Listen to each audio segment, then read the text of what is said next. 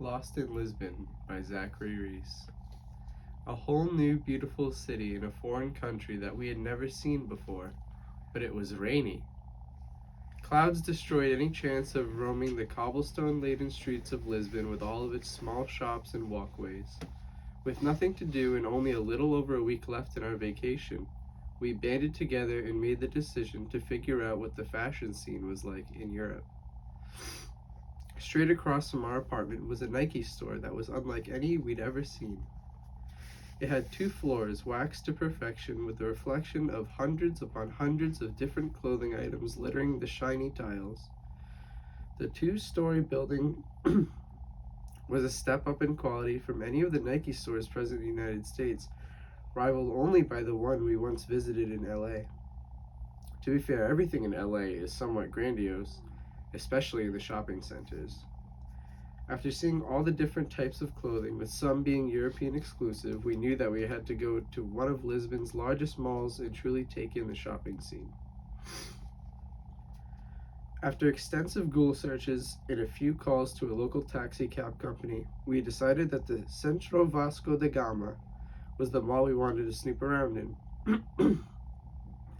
Upon our arrival, I just knew that the quality of the architecture was much better than anything I'd ever seen in Massachusetts.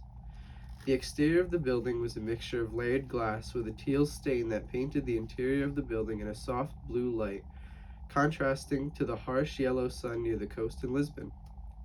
The inside was nothing short of a masterpiece, with 3 floors lined with various stores connected by intertwining walkways that created a spider web of eager shoppers going from one side to the other. Decorative patterns lined the walls and walkways, as the mall was right near the aquarium, so it was themed as such. Vibrant splashes of blue and green lined the lights at the top, complemented by the same colors being used to decorate the ground floor's walkways. The place was extremely intriguing, and anyone could easily get lost with all the noises and sights being so distracting. Prior to coming, there were a few places we wanted to go, including some brands that we have in the United States juxtaposed with some European exclusives. We walked through H&M, Timberland, and Foot Locker, to name a few, all of which were extremely different from their counterparts in the States, mostly in terms of their quality. Looking back on it, it seems that Europeans have set a higher standard for their clothing, as well as fast food, but that's a story for another time. JD Sports, Pull & Bear, and Sport Zone were a few of the new stores that we sought to find out more about. JD Sports and Pull & Bear became favorites of mine, while Sport Zone was nothing more than a simply rebranded Dick's Sporting Goods. This is where the problem began, as some individuals in the group decided to look at different things in different stores. In hindsight, it would have been wise to create a system through which we could communicate with each other, as my family had working cellular data, but my girlfriend did not. Unfortunately, the only person that ended up getting lost was my girlfriend. After looking through a few shops, our group separated as my younger brother wanted a pair of Nike shoes that we had never seen before in any of the stores where we lived. At that point, my girlfriend and I had been walking around looking at various equipment in Sports Zone, which was not too far from the JD Sports where the rest of my family had been waiting. As I got the text that they were buying a pair of shoes in the store we had just come from, I tugged on her sleeve and told her we were going back to the store. Unfortunately, this message was never received, and I walked out of the store without any purchases, and unbeknownst to myself, without my girlfriend. Now, when I say that I had no clue that she was lost, I mean I was utterly ignorant to the whole situation.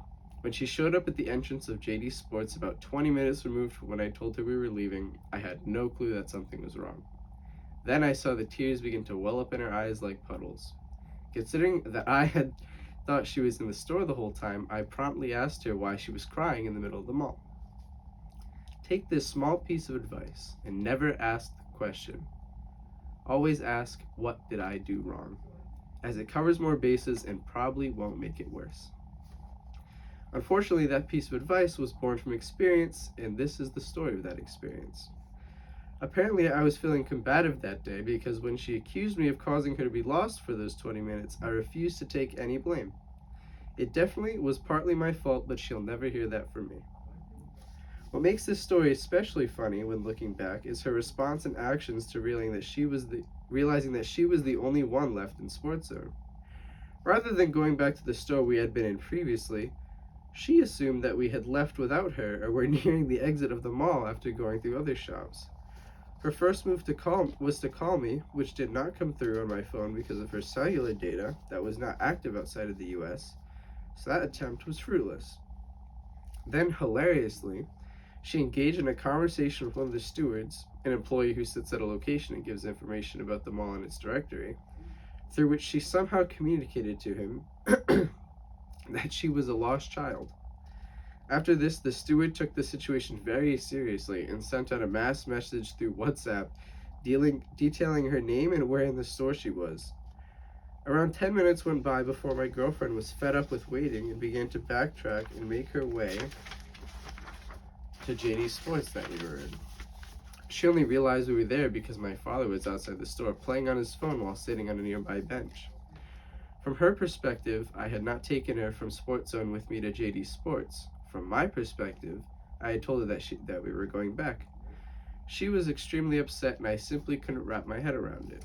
With tears running down her face, she continued to assert that it was all my fault despite being lost less than 50 feet away.